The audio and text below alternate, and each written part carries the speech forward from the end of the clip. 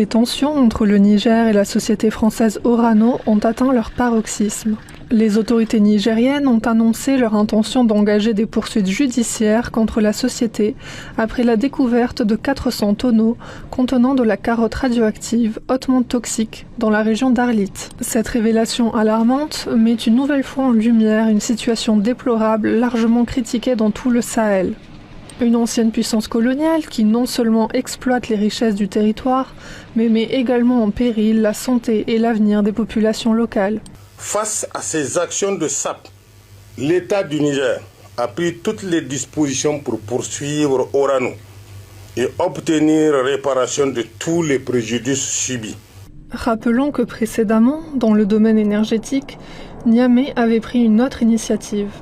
Commercialiser sur le marché mondial l'uranium extrait de la mine nationalisée, autrefois exploitée par Orano. Cette annonce, faite lors de la visite du général Tiani à la Société des mines de l'Aïr, représente bien plus qu'une simple promesse de réorientation économique.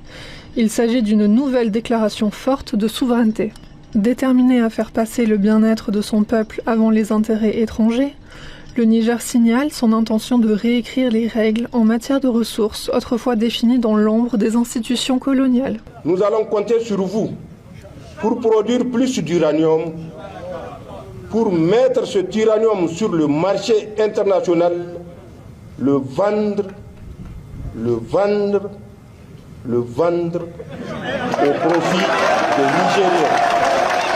Les médias français se sont alarmés de cette situation.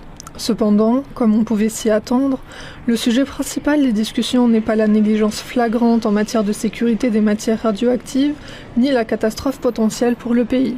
Dans la plus pure tradition européenne, c'est le droit souverain d'un État africain à disposer de ses propres ressources, y compris à les vendre pour satisfaire les besoins de sa population et développer son économie, qui a suscité l'indignation. Pendant ce temps, les Nigériens eux-mêmes saluent les décisions du gouvernement. Nous sommes sortis de la logique où c'est l'autre qui nous dit il faut vendre à X ou il ne faut pas vendre à Y, et c'est l'autre qui décide de fixer le prix selon sa volonté et non le prix fixé par le marché ou imposé par le marché. Donc à partir d'aujourd'hui, déjà nous serons considérés comme des partenaires à part égale et que celui qui nous respecte, celui qui veut de notre uranium, traite avec nous d'égal à égal, et ça permet à l'État du Niger donc d'engranger des ressources.